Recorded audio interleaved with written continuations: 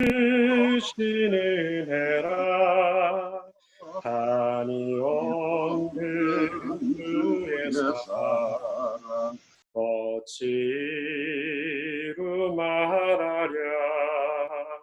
자나깨나 주의 손이 항상 살펴주시고 모든 일을 주 안에서 형통하게 하시네. 몸도 맘도 연약하나 새 힘받아 살았네. 물 붓듯이 부으시는 주의 은혜 족하다.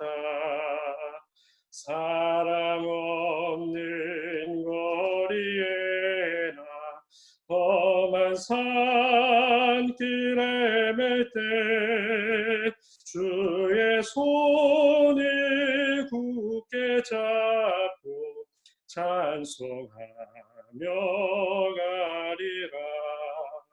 주님 다시 배울 날이 날로 날로 다가와 무거운 짐 주께 맡겨 벗을 날도 멀잖네.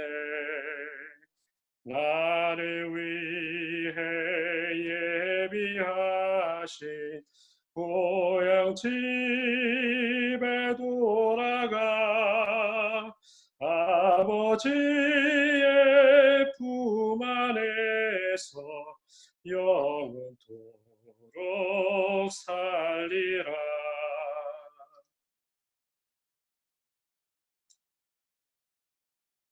아멘.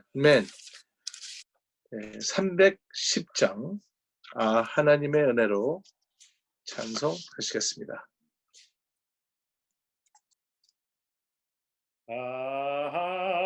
하나님의 은혜로 있을 데 없는 자 왜 구속하여 주는지 난 알 수 없도다. 내가 믿고 또 의지함은 내 모든 형편하시는 주님 늘 돌보아 주실 것을 나는 확실히 아네. 왜 내게 굳센 믿음과 또 복음 주셔서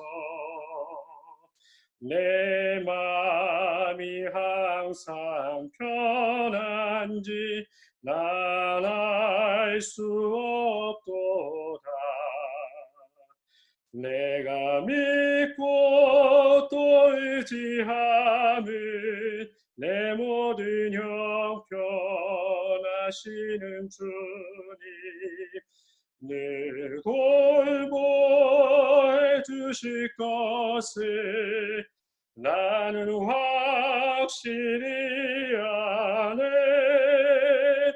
왜 내게 성령 주셔서 내 마음 감동해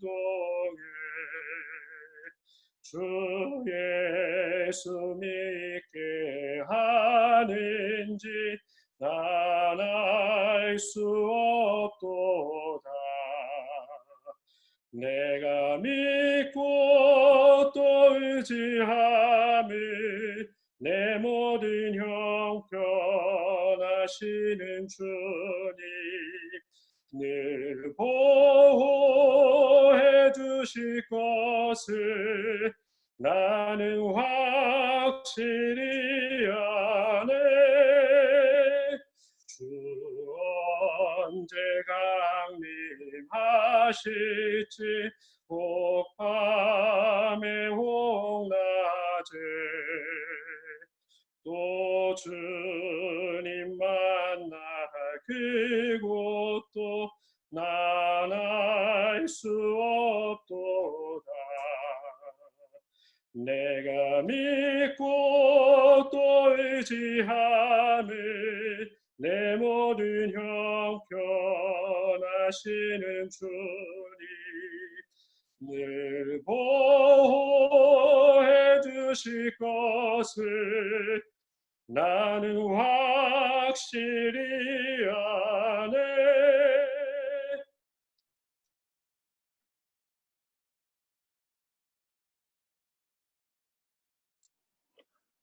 아멘. 감사합니다. 저희를 대표해서 김영인 장로님 기도해 주시겠습니다.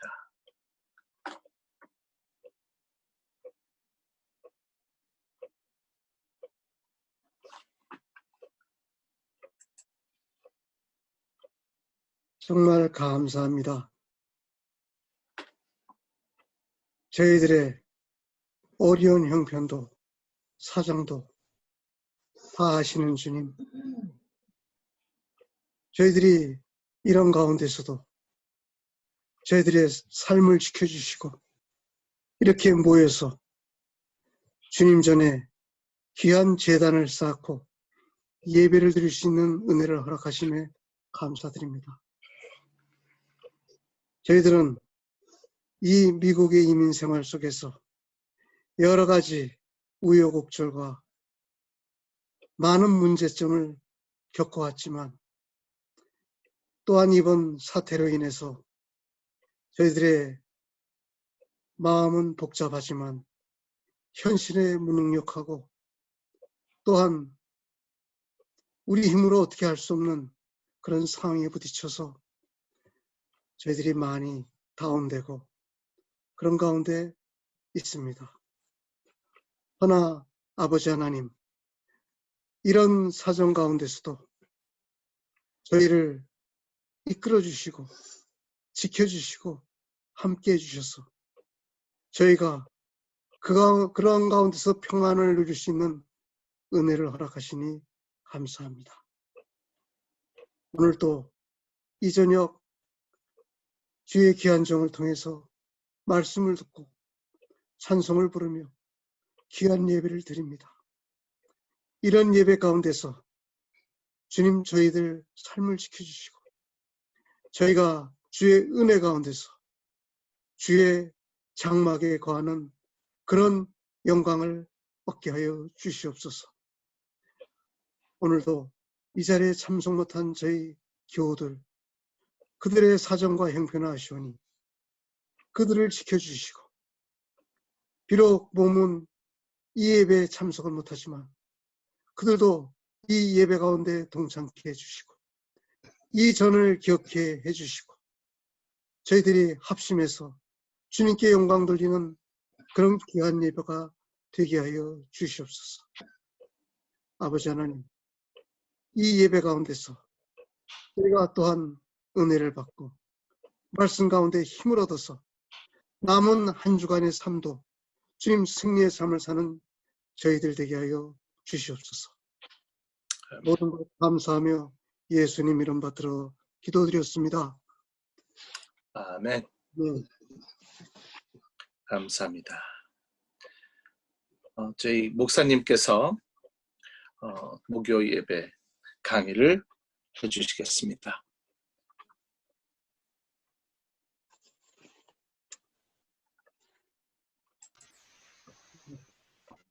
여기 유전도사님, 네, 다른 분들도 다 언뮤트 해주세요. 네. 네. 하고 있습니다. 지금 명석 집사님 들어오셨습니다. 아, 예. 감사합니다. 안녕하세요, 집사님. 안녕하세요. 네, 안녕하세요.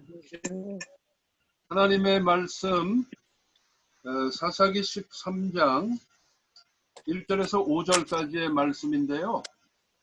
조금 약간 엇박자가 나더라도 그냥 한 목소리로 1절에서 5절 같이 봉독하겠습니다. 시작. 이스라엘 자손이 다시 여호와의 목전에 악을 행하였으므로 여호와께서 그들을 40년 동안 사람의 손에 넘겨주시니라. 소라 땅에 단의 자족을 통해 모아라 이름하는 자가 그의 아내가 임신하지 못하고 여호와의 사자가 저희에게 나타나서 내가 본래 임신하지 못하고 출산하지 못하였으나 이제 임신을 그러므로 너는 땀과 포도주와 부정한 것도 먹지 말라. 보라 네가 임신하여 아들을 낳으리니 위에 이의 머리 흙돌을 위에 대지 말라. 손돌을 대지 말라. 이 아이는 태에서 나옴으로부터 하나님께 바쳐진 나실이니 되리라. 그가 블레셋 사람의 손에서 이스라엘을 구원하기 시작하리라. 예, 5절까지 우리 함께 읽었습니다.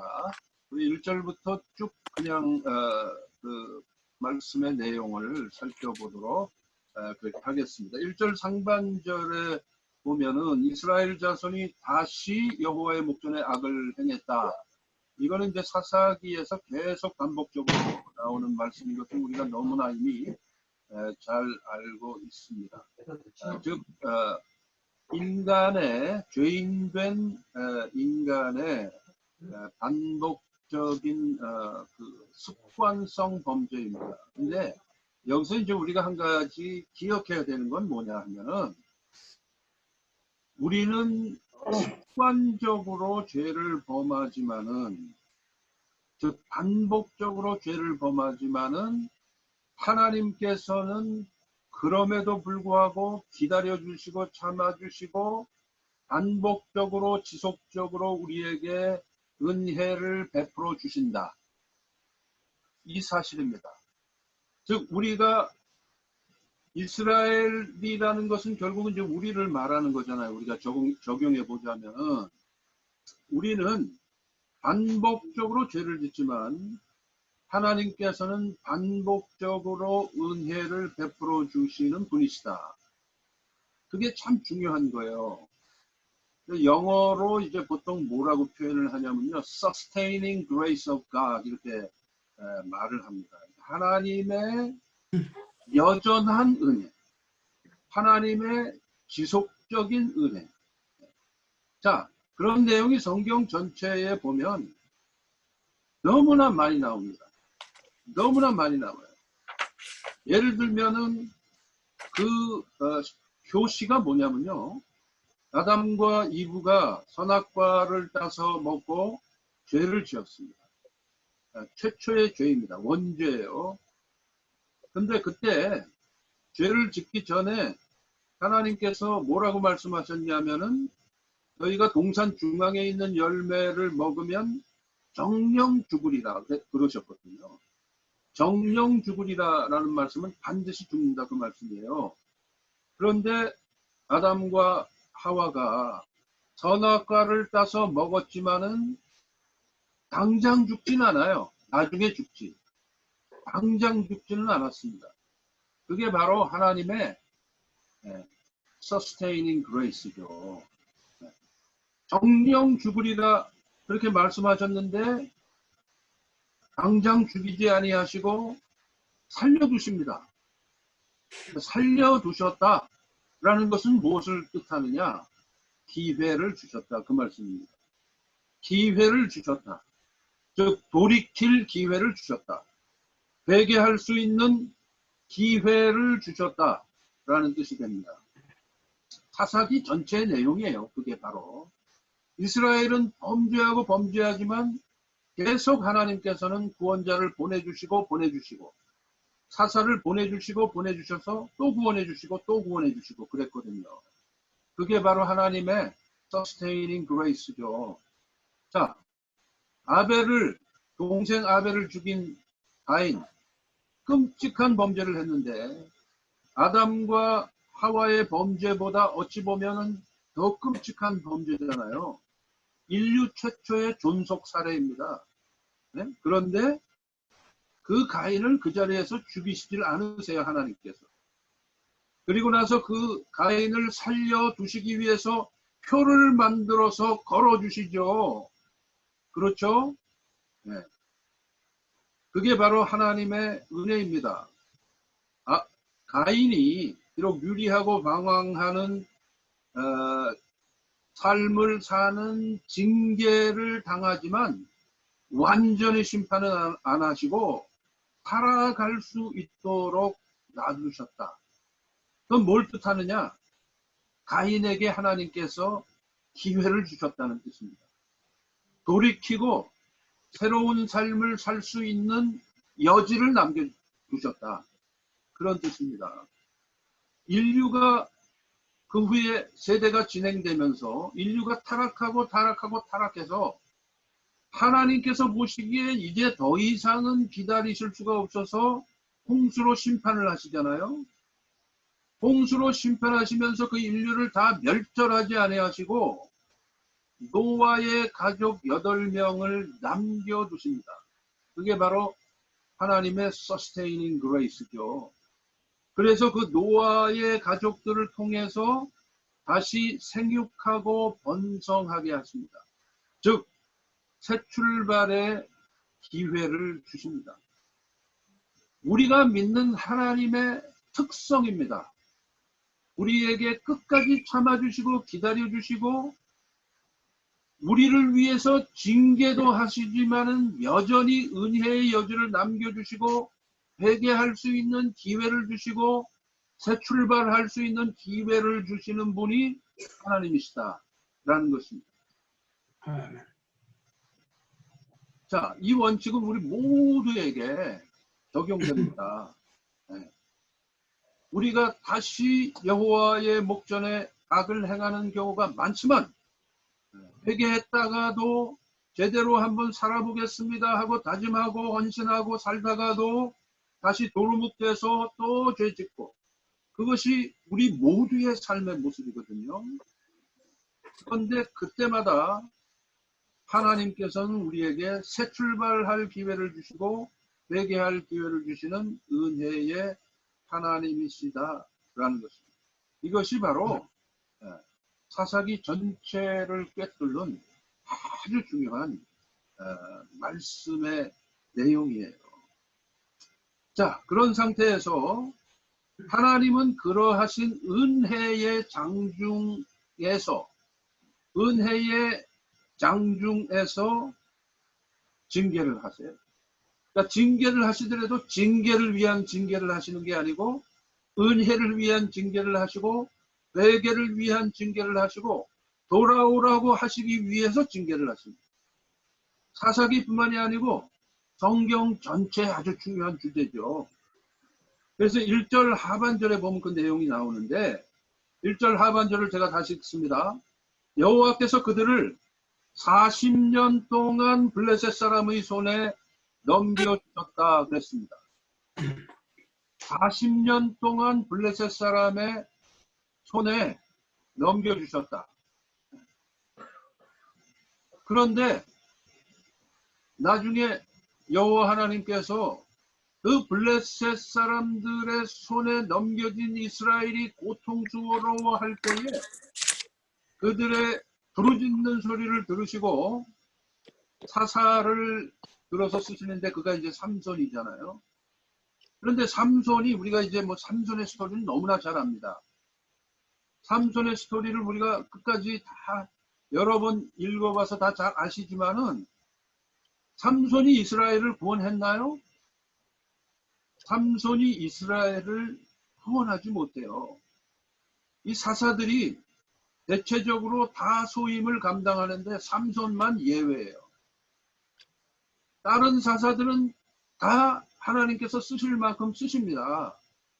심지어는 입다 같은 여러 가지로 인간으로서는 부족한 면이 있는 사람까지도 다 쓰십니다. 하나님께서. 근데 삼손은 이건 그냥 제 생각입니다만은 반 정도만 쓰셨다 이렇게 볼 수가 있어요. 왜 그러냐? 오늘 본문 5절 마지막에 보면은 이렇게 기록되어 있습니다. 그가 바로 삼손이죠. 그가 블레셋 사람의 손에서 이스라엘을 구원하기 시작하리라 그래요. 삼손이 태어나면은 장차 이스라엘의 사사로 쓰실 계획을 여호와 하나님께서 하시고 그 마노아 부부를 통해서 삼손을 태어나게 하시는데 삼손이 태어나기도 전에 여호와의 사자가 나타나셔서 장차 태어날 삼손이 어떻게 할 것인지를 하나님께서 그 삼손을 사사로 어떻게 쓰실 것인지를 미리 선포를 하시는데 그 내용이 뭐냐?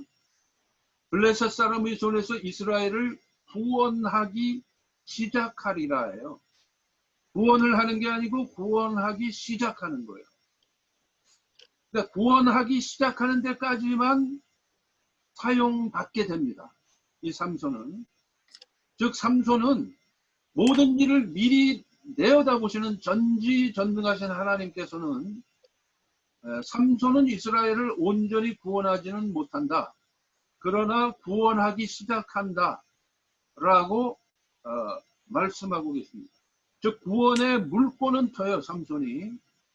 그런데 그 삼손이 온전히 쓰임받지를 못해요.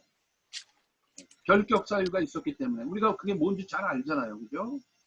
그럼 나중에 그 구원, 블레셋 사람들로부터의 구원의 완성은 누가 하느냐? 물론 여호와 하나님께서 하시지만은 그때 쓰임받는 도구들이 있어요. 도구들이 있어요. 삼손은 블레셋과의 싸움에서 블레셋의 예봉을 꺾는 구원의 시작까지만 해요. 그런데 나중에 그 블레셋을 제압하는 사사가 나타납니다. 그 사람이 누굴까요? 그 사람이 누굽니까? 자, 사사기에서는 이 삼손이 마지막 사사예요. 사사기에 기록된 사사들 중에 제일 마지막 사사가 삼손입니다. 그리고 나서 삼손의 스토리가 끝난 다음에 다른 부차적인 스토리가 몇 개 이어지고 나서 사사기는 21장에서 끝납니다. 그런 다음에 그 사사기 다음 책이 룻기잖아요. 그죠? 룻기는 사사 시대를 배경으로 해서 사사기와는 정반대의 다른 아주 아름답고 긍정적인 면을 보여주는 그런 책이죠. 사사기에서는 이스라엘 백성들이 얼마나 영적으로 무지했는가, 영적으로 타락했는가라는 걸 보여주는 책이라면, 그래서 사사 시대를 이스라엘의 영적 암흑기라고 그런다 그랬잖아요. 그래서 이제 룻기가 나오고 룻기 다음의 책이 사무엘서입니다. 사무엘상하. 옛날에는 원래 사무엘상하가 한 권이었어요. 지금은 우리가 상하고 하로 나눠져 있지만, 근데 사무엘서가 시작이 되면서 사무엘서의 주인공은 사무엘입니다. 사무엘이 이제 등장을 해요. 그 사무엘이 이스라엘 역사의 마지막 사사죠. 즉 다시 말하면 시기적으로 보면은 삼손 다음의 사사가 사무엘입니다. 사무엘은 마지막 사사이면서 선지자의 아주 대표적인 사람 중에 한 사람입니다. 그래서 사무엘상 7장에 보면은 사무엘이 이스라엘 군대를 데리고 완전히 블레셋을 제압하는 그 전쟁이 있게 됩니다. 그때 승리한 곳이 어디냐면 에벤에셀이에요. 에벤에셀. 도움의 돌이라는 뜻을 가지고 있는 그 에벤에셀에서의 전쟁으로 블레셋을 완전히 무찌릅니다. 그래서 이제 중심추가 블레셋에서 이스라엘로 넘어와요. 그리고 나서 여전히 블레셋이 남아있어서 이스라엘을 괴롭히다가 다윗 때에 블레셋은 완전히 이스라엘에게 제압을 당하고 끝납니다. 자, 그래서 삼손은 이스라엘을 구원하기 시작하는 역할까지만 했다. 그러나 그 역사를 마감하는 사람은 사무엘이다 라는 거예요. 그래서 사무엘은 마지막 사사이면서 선지자의 사표와 같은 그런 사람이고 이스라엘 역사에서 이스라엘의 사표의 역할을 했던 사람입니다. 그래서 사사이면서 선지자. 자, 그러면서 이 사무엘에게 붙은 별명이 있잖아요. 그죠? 뭐죠? 사무엘 하면 별명이 있는데 제가 여러 차례 말씀을 드렸습니다. 뭡니까? 킹메이커죠. 킹메이커. 네.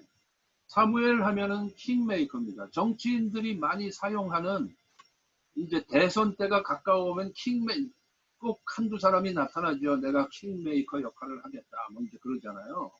근데 그 킹메이커의 이 오리지널이 누구냐면 사무엘 선지자죠. 이 사무엘 선지자로부터 사실은 역사가들이 또는 성경학자들이 사무엘을 킹메이커라고 이름을 붙이는 바람에 거기서 킹메이커라는 용어가 나온 거죠. 그 왜 사무엘이 킹메이커입니까?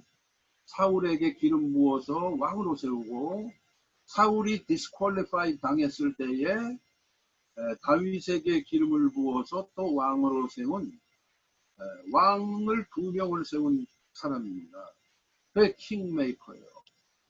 자, 이 킹메이커라는 말이 참 중요한 이유는 뭐냐면요. 사무엘은 어떤 사람이냐? 하나님의 구속사의 흐름 속에서 보면은 영적 암흑기인 사사시대를 마감하고 왕정시대를 여는, 또 다른 말로 얘기하면 신정정치, 진정한 왕은 하나님이시다. 하나님이 왕이시다라는 그 신정정치의 시대를 여는 하나의 이스라엘의 전환기의 중요한 영적 지도자가 바로 사무엘입니다. 이 사무엘을 통해서 삼손이 튼 물꼬를 마감하는 역사를 하나님께서 행하시게 되는 겁니다. 그래서 일단 단기적으로 보면 삼손이 시작한 블레셋과의 이 전쟁은 사무엘 선지자 때에 끝이 나게 됩니다. 그러면서 이 블레셋의 장중에 있었던 이스라엘이 비로소 해방이 되게 되는 것입니다. 자, 여기서 우리가 생각해 볼 것은 뭐냐? 하나님의 섭리하심이에요. 하나님께서는 범죄한 이스라엘을 블레셋 손에 넘기시지만 그 일을 통해서 삼손도 사용하시고 사무엘도 사용하시고 또는 사울 왕이나 다윗 왕도 사용하셔서 이스라엘을 구원하시는 은혜를 보여주신다. 즉 다시 말하면 우리가 비록 어려움에 봉착해 있을지라도 여전히 믿는 자는 하나님의 섭리의 손길 안에 있다. 그거예요. 그게 중요한 겁니다. 하나님은 여전히 하나님의 은혜를 보여주신다. 하나님의 섭리하심 속에서 은혜를 보여주시는 하나님이시다. 이 사실만 알아도요, 우리가 신앙인으로서 최소 절반은 성공한 거예요. 이 사실만, 하나님은 은혜의 하나님이시다. 나는 하나님의 은혜의 장중에 있는 사람이다. 라는 것을 늘 인식하고 있기만 해도 우리는 인생의 절반은 성공한 거예요. 최소. 아멘입니까? 아멘. 자, 그 다음에 2, 3절을 보겠습니다. 2, 3절. 2, 3절을 제가 다시 읽겠습니다. 소라 땅에 단지파의 가족 중에 마노아라 이름하는 자가 있더라. 그의 아내가 임신하지 못함으로 출산하지 못하더니 여호와의 사자가 그 여인에게 나타나서 그에게 이르시되 보라, 네가 본래 임신하지 못함으로 출산하지 못하였으나 이제 임신하여 아들을 낳을 것이다. 이렇게 말씀하십니다. 자, 여기서 우리가 알 수 있는 것은 삼손은 단지파 출신이다라는 거고, 삼손의 아버지의 이름은 마노아, 어머니의 이름은 안 나와 있어요. 자, 마노아의 아내는 불임의 고통을 겪습니다. 이 당시 이스라엘에서 농경사회, 유목사회에서 아들을 낳지 못한다는 것은 엄청난 고통입니다. 그런데 그 고통과 절망 속에 빠져 있을 마노아의 아내에게 여호와의 사자가 어느 날 갑자기 나타나셔서 소위 수태고지를 합니다. 내가 임신해서 아들을 낳을 것이다 라는 수태고지를 하는데 3절 끝에 나오죠. 자, 성경에 보면은 이러한 상황, 즉 불임의 상황에 있다가 수태고지를 듣게 되는 여인들이 여러 명 나와요. 가장 먼저 여러분들이 생각하실 수 있는 사람은 사라죠. 아브라함의 아내 사라. 사라가 89세에 여호와의 사자로부터 수태고지를 받아요. 89세. 그리고 나서 1년 후에 90세에 이삭을 낳습니다. 그때 아브라함이 100세잖아요. 그리고 오늘 본문에 나오는 이 마누아의 아내가 바로 수태고지를 체험한 불임의 고통 속에서 여호와의 사자로부터 수태고지를 들은 사람이고요. 나중에 이제 사무엘상 처음에 등장하는 사무엘의 어머니 한나가 바로 비슷한 상황 속에서 여호와의 사자를 통해서 수태고지를 듣죠. 그리고 쭉 역사가 진행이 돼서 신약 시대로 넘어가면서 세례 요한의 어머니 누구죠? 엘리사벳. 네. 엘리사벳도 마찬가지. 네. 여호와의 사자로부터 누가복음에 보면 천사예요. 거기서는 천사인데 천사가 나타나서 수태고지를 합니다. 이 엘리사벳에게. 그리고 나서 이 여인들은 전부 수태고지를 듣고 나서 임신을 하고 아들을 낳게 됩니다. 자, 이 네 경우 중에서 사라를 통해서 태어나는 이삭의 케이스만 빼고 나머지 세 경우, 삼손의 경우, 사무엘의 경우, 세례 요한의 경우의 공통점이 뭐냐면요. 이 사람들이 전부 다 나실인이 된다는 거예요. 나실인이 돼요. 즉 태어나기 전부터 부모와 여호와 하나님이 나실인의 계약을 맺습니다. 즉 부모가 하나님 앞에서 아직 태어나지도 않은 아들을 대상으로 나실인의 서약을 해요. 지금 이 경우도 마찬가지예요. 삼손이 태어나기도 전에 이미 여호와 하나님께서 삼손을 나실인으로 삼으십니다. 그리고 나서 그 부모가 나실인의 서약을 하죠. 그리고 나서 이 나실인으로 태어난 이 사람들은 전부 하나님의 중요한 도구로 사용이 되고 이스라엘의 역사에 남는 인물들이 됩니다. 자, 이 내용을 통해서 우리가 또 우리의 삶에 적용을 해보면요.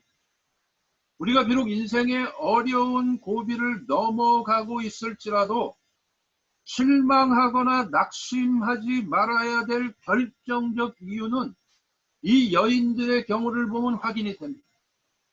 사라나 마누아의 아내나 한나의 경우나 아니면 엘리사벳의 경우나 사실상 극심한 인생의 고통과 쓴맛을 보고 있었던 사람들입니다. 조금 전에 설명드린 것처럼 사라는 90이 돼서야 비로소 이삭을 낳잖아요. 그 장구한 세월의 고통은 우리가 상상을 못하죠. 아브라함도 마찬가지겠지만 마누아의 아내의 경우는 오늘 본문에 자세히 기록은 안 하고 있지만 충분히 상상을 할 수가 있죠. 사무엘의 어머니 한나의 경우는 사무엘상 1장을 읽어보면 그가 얼마나 고통 속에서 절망하고 있었는지를 잘 알 수가 있습니다. 엘리사벳도 세례 요한의 수태고지를 천사로부터 들었을 때에 그 엘리사벳과 사가랴가 그 부부가 이미 늙었다라고 되어 있어요. 누가복음에 보면은 이미 늙었더라. 그 얘기는 무슨 얘기냐? 아들 낳는 걸 포기했더라 그 말이죠. 아들 낳는 것을 이제 완전히 포기하고 있었을 때에 어느 날 갑자기 수태고지를 듣습니다. 자, 이러한 극심한 고통과 절망의 상황이 갑자기 전화위복의 계기가 마련되면서 하나님의 은혜와 섭리하심이 나타나기 시작해요. 그리고는 이 여인들의 아들들은 전부 아주 걸출한 인물들이 됩니다. 삼손만 절반의 성공이고 나머지 사람들은 완전 성공작으로 다 하나님으로부터 쓰임받게 되는 거죠. 자, 인생의 전화위복의 키는 여호와 하나님께서 쥐고 계십니다. 아멘입니까? 우리는 그걸 믿고 순종하며 나아가면 되는 거예요. 현재 우리의 입장과 상황을 보는 게 아니고 이 모든 것에 키를 쥐고 계십니다. 전화위복의 키를 쥐고 계십니다. 지금 현재는 내가 화를 당하고 있는 것 같을지라도 그것을 복으로 전환시키고자 하는 키를 쥐고 계신 여호와 하나님이 나와 함께 하십니다. 그거를 믿고 나아가면 돼요. 그것을 믿고 나아가는 여러분들이 되시기를 주의 이름으로 축원합니다. 자, 마지막으로 4절 5절을 보면은 이 삼손이 나시린으로 부름받은 내용이 나옵니다. 자, 이 나시린의 서약은 두 가지 종류가 있어요. 지난번에도 한번 잠깐 언급을 했습니다만은 평생 서약이 있고요, 부분 서약이 있습니다. 평생 서약은 바로 이 사무엘과 같이, 삼손과 같이, 세례 요한과 같이 태어날 때부터 죽을 때까지 나시린으로 살겠다라는 서약입니다. 부분 서약은 사도 바울의 경우죠. 사도 바울이 일정한 기간을 나시린의 서약을 합니다. 사도행전 18장 18절에 보면은 이런 말씀이 기록되어 있어요. 바울이 일찍이 서원이 있었으므로, 이 서원이 나시린의 서원이죠. 서원이 있었으므로 겐그레아에서 머리를 깎았더라. 지난번에 한번 제가 설명드린 적이 있는데, 이 겐그레아는 고린도 바로 옆에 있는 도시죠.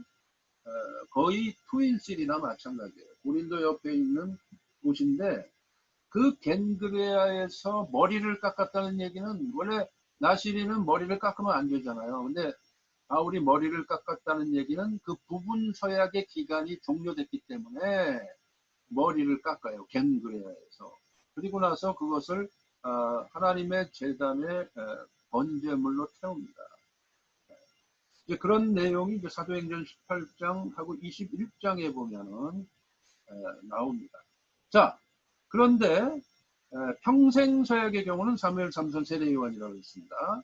자, 삼손은 나면서부터 나시린이었어요. 삼손의 어머니인 마노아의 아내도 나시린 비슷한 서약을 하죠. 여호와의 사자와의 대화를 통해서. 그래가지고 이제 곧 삼손을 잉태하게 될 거기 때문에, 즉 나시린을 잉태하게 될 거기 때문에 어미가 되는 너도 포도주와 독주를 금하고 부정한 음식을 먹지 말라, 이렇게 되어 있어요. 왜냐하면 나시린을 잉태하게 됐는데 그 어머니가 나시린의 서약과 같은 행동을 하지 않으면은 그 아이에게 영향을 주게 되어 있기 때문에 그럴 것이다 라고 저는 짐작을 해봅니다. 자, 나시린의 서약은 크게 세 가지의 규칙으로 되어 있습니다. 민수기 6장 1절에서 21절에 나와 있습니다. 참고로 말씀드리면, 자, 첫째, 포도에서 나오는 것은 무엇이든지 먹거나 마시지 말라. 둘째, 서약 기간 동안에는, 그것이 부분 서약이든 평생 서약이든 서약 기간 동안에는 머리에 삭도를 대지 말라. 머리를 자르지 말라. 셋째, 주검을 만짐으로, 즉 시체를 가까이 하거나 만짐으로 스스로를 더럽히지 말라. 그렇게 되어 있어요. 근데 나중에 이제 우리가 사사기를 계속 읽으면 확인이 되지만 삼손은 이 세 가지를 다 어기죠. 즉 다시 말하면은 삼손이 반만 쓰임받은 이유는 블레셋의 예봉을 꺾는 데까지만 사용되고 온전히 이스라엘을 구원하는 제대로 된 사사로 쓰임받지 못한 이유는 바로 이 나시린의 서약을 어겼기 때문이죠.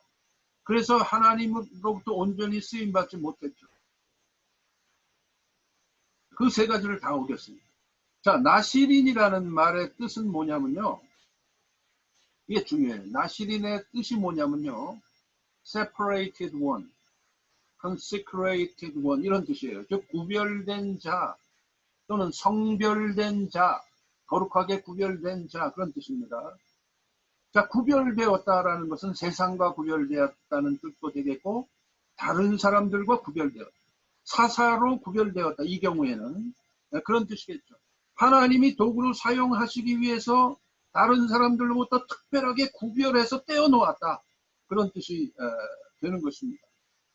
그게 나시린의 뜻이에요. 하나님의 도구로 쓰임받기 위해서 구별된 자.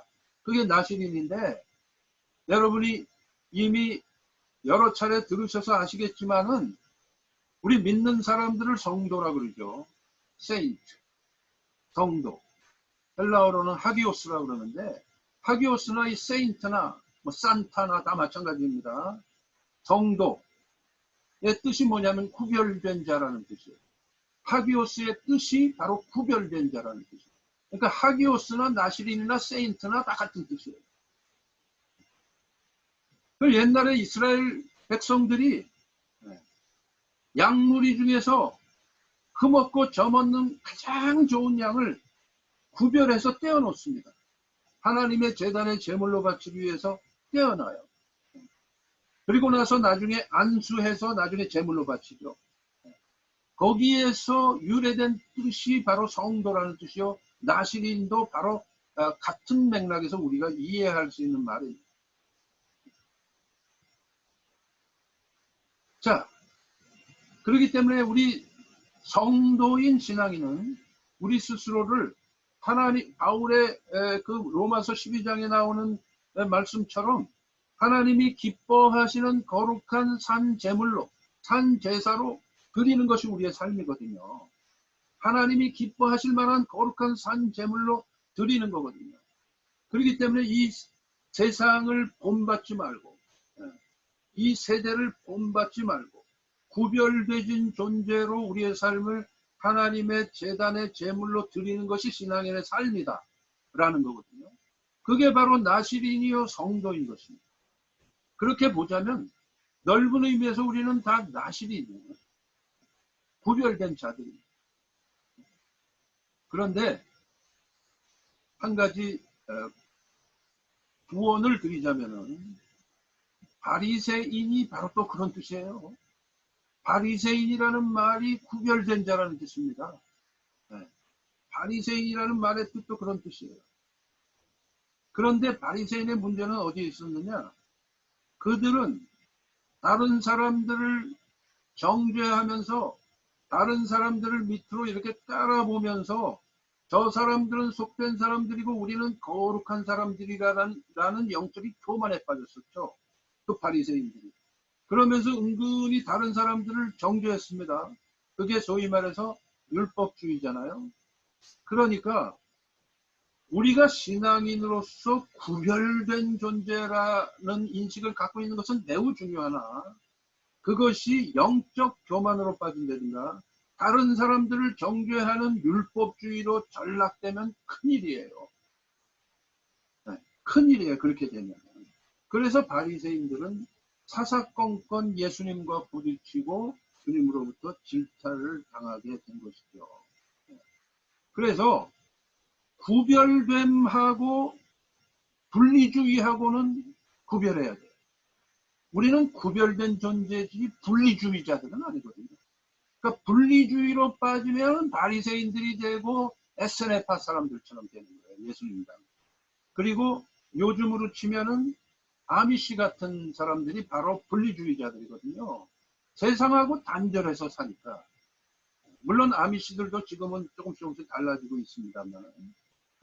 그러다 보니까 세상에 있는 모든 것을 다 거부합니다. 그래서 뭐 우리가 잘 알지만 뭐 전기도 안 쓰고 이제 뭐 그런 일, 그런 해프닝까지 이제 벌어지게 된 것이죠. 그런데 이 분리주의는 반드시 율법주의하고 통해요. 분리주의로 가면은 우리는 거룩하고 다른 사람들은 다 잘못된 사람들이다 라고 생각하게 되면서 율법주의에 빠져요. 그러니까 분리주의와 율법주의를 누가 갖고 있느냐? 이단들이 갖고 있어요. 이단들의 특징이 바로 분리주의하고 율법주의입니다. 자기들에게 속하지 않은 사람들은 다 잘못된 사람들이고 다 구원 못 받고 다 심판받을 백성들이다. 심판받을 사람들이다. 이렇게 믿죠, 이단들이. 그러면서 자기들은 스스로 영적인 교만에 빠지게 되죠. 이단들 가만히 보세요. 전부 공통점이 분리주의하고 율법주의. 다른 사람들 정죄하고 영적 교만에 빠지고 스스로 거룩하다고 생각하는데 실제로 삶은 받쳐주지 못하는 경우가 태반입니다. 자, 오늘 말씀을 정리하고 마치겠습니다. 자, 이 나시린을 통해서 우리가 기억해야 될 사실은 뭐냐? 넓은 의미에서 우리도 나시린이다. 우리는 성도요 구별되어진 사람들이다. 그 이유는 뭐냐? 하나님으로부터 쓰임받기 위해서, 하나님으로부터 쓰임받는 도구로 사용되어지기 위해서 구별된 존재다 라는 것입니다. 성도는 다 그렇습니다. 실제로 그렇기 때문에 우리는 이 세상 사람들하고는 분명히 다른 모습으로 살아가야 돼요. 세상의 풍조를 쫓는 게 아니고 성경적 원칙을 쫓아야 됩니다. 그렇기 때문에 우리는 세상 사람들보다는 구별되게 성결한 삶을 살아야 돼요. 그래야 쓰임받습니다. 그러나 그렇다고 해서 우리가 영적인 교만에 빠지거나 분리주의와 율법주의에 빠지면 안 된다. 그래서 너무 익스트림으로 가면은 율법주의에 빠지고요. 반대쪽으로 익스트림으로 가면은 삼손처럼 모든 하나님 앞에서의 서원을 다 깨뜨려 버립니다. 언약 백성으로서의 삶의 모습을 살지 못하게 돼요. 그러면 쓰임받지 못하거나 쓰임받더라도 어정쩡하게 쓰임받고 말이죠. 그렇게 되면 안 된다. 오늘 이 말씀을 통해서 우리가 꼭 기억해야 할 줄로 믿습니다. 우리는 어떤 의미에서 나실입니다. 분리된 자요, 구별된 자다. 그러나 이 세상 속에서 그 원칙을 살아감으로 세상 사람들에게 삶으로 선포하는 그런 사람들이 돼야 됩니다. 그러나 다른 사람들을 그것 때문에 정죄해서는 안 됩니다. 영적인 교만에 빠져서는 안 된다고 하는 것입니다. 아멘입니까? 기도하시겠습니다. 하나님 아버지 감사합니다. 오늘도 저희들에게 하나님의 말씀을 들려주시고 이 말씀을 통해서 우리가 마땅히 알아야 할 바를 깨닫게 해주셔서 감사합니다. 하나님의 은혜가 얼마나 큰 은혜인지를 오늘 말씀을 통해서 깨달았습니다. 하나님의 은혜가 아니면 우리는 한시도 이 자리에 있을 수 없음을 주님 앞에 고백합니다. 하나님의 은혜가 있었기에 우리가 성도로 구별된 자로 부름받았고 그러기에 우리가 쓰임받는 것을 믿습니다. 우리의 남은 평생이 늘 하나님의 요긴한 도구로 쓰임받는 그러한 우리의 삶이 되게 하여 주옵소서.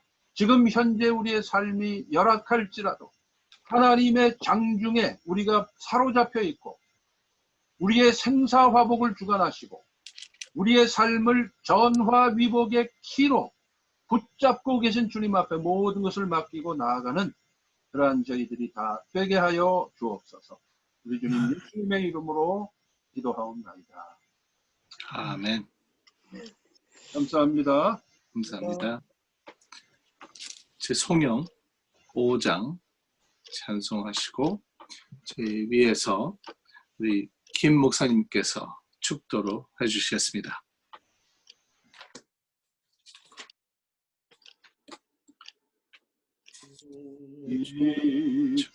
언제가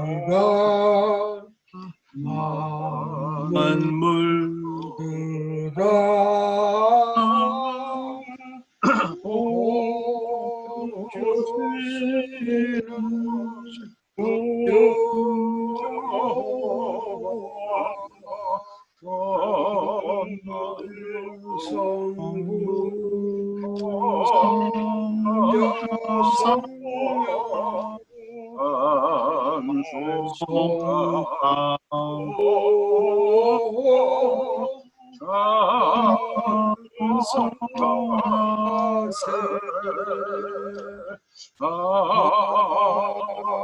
아멘.